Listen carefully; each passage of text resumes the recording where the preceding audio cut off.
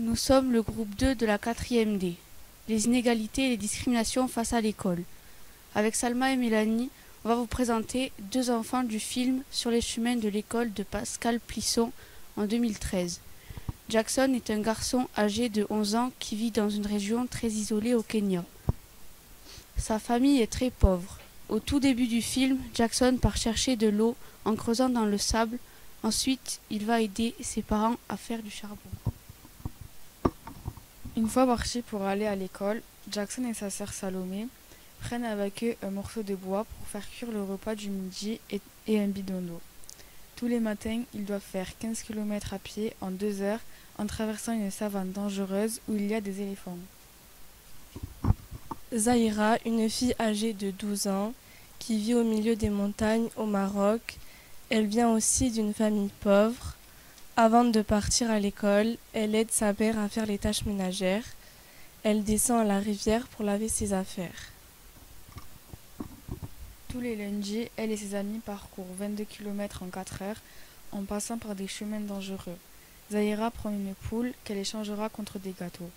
Elle passe la semaine dans un internat car elle habite trop loin de l'école. Les inégalités et les discriminations face à l'école. Maintenant, on va vous dire ce qu'est l'inégalité. L'inégalité scolaire est le caractère de ce qui n'est pas égal, comme la classe sociale, le sexe et plein d'autres différences. Par exemple, comme dans la situation de Jackson, les inégalités sont que même si l'école est très loin de leur maison, ils y vont quand même. On voit que quand ils arrivent à l'école, ce sont les derniers. Cléa va vous expliquer ce qu'est la discrimination.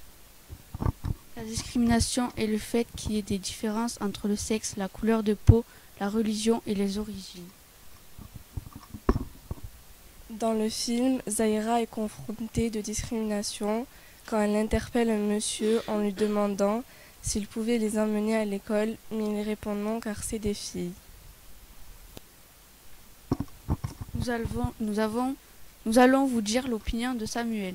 Samuel est un jeune garçon handicapé. Samuel veut avoir une bonne situation plus tard. Il dit que d'habitude, ils n'envoient pas des personnes comme lui à l'école.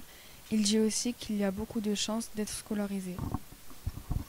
Dans sa classe, il y avait une fille intelligente et riche, mais ses parents ont arrêté de l'envoyer à l'école pour des raisons culturelles, alors que lui, en étant pauvre, il y va quand même.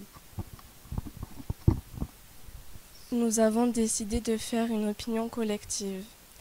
La scolarisation des enfants est essentielle pour leur avenir et avoir aussi un bon métier qui les aidera à sortir de la pauvreté.